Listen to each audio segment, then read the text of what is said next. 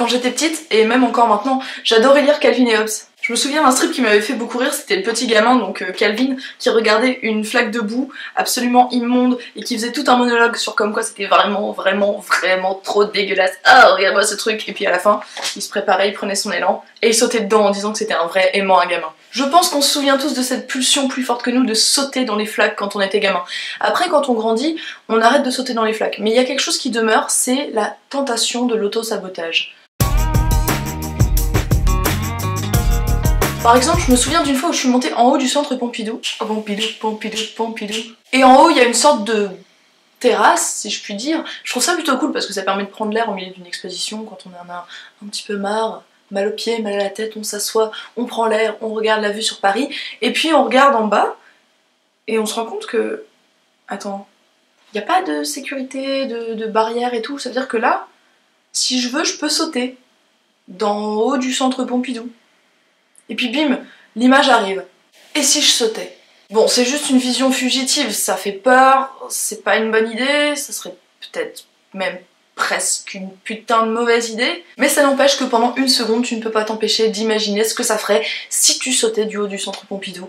Un peu comme si tu passais en revue toutes les possibilités à un moment donné. Qu'est-ce que ça ferait si je faisais ça? Ou si je faisais ça? Ou si je faisais ça? Bizarrement, je suis persuadée qu'il y a une partie du cerveau, je ne sais pas où elle se trouve, dont le seul boulot est de te faire apparaître les putains de très mauvaises idées dès que l'occasion se présente. Pourquoi? C'est une sorte de bouton d'autodestruction, peut-être. Attention, cette personne s'autodétruira dans 3, 2, 1. Stop! Je ne parle pas que de la possibilité d'aller rejoindre violemment la mort après une chute de 40 mètres, pulsion de mort, tout ça, merci. Non, j'y vois un phénomène beaucoup plus général et en fait, quand on y pense, beaucoup plus drôle. Revenons à cette partie spécifique du cerveau, que nous appellerons cortex de la flaque. C'est classe, ça fait un peu aristocrate. Mon nom? Cortex de la flaque. Il a très peu de temps de parole avant que la raison ne vienne argumenter contre lui, mais il maîtrise parfaitement l'art de la publicité subliminale. Il commence innocemment en te mettant une petite idée dans la tête, comme ça, et puis il la transforme en obsession.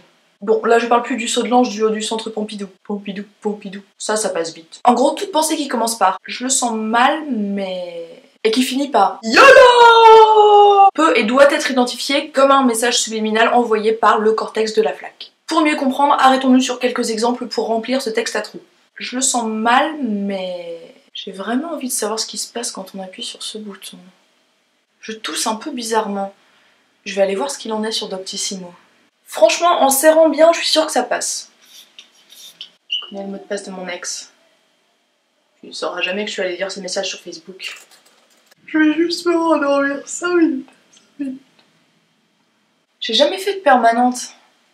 C'est pas cher ici. C'est l'anima d'été, mais arrête! Tournée de shot, vodka, bubblegum, poivron vert! Ce fil qui dépasse de mon pull m'énerve, je vais juste tirer dessus un petit coup.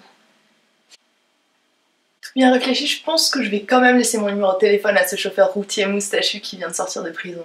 YOLO! Alors je sais pas vous, mais moi il y a des moments où j'arrive sans trop de problème à lui rabattre son caquet, mon cortex de la flaque.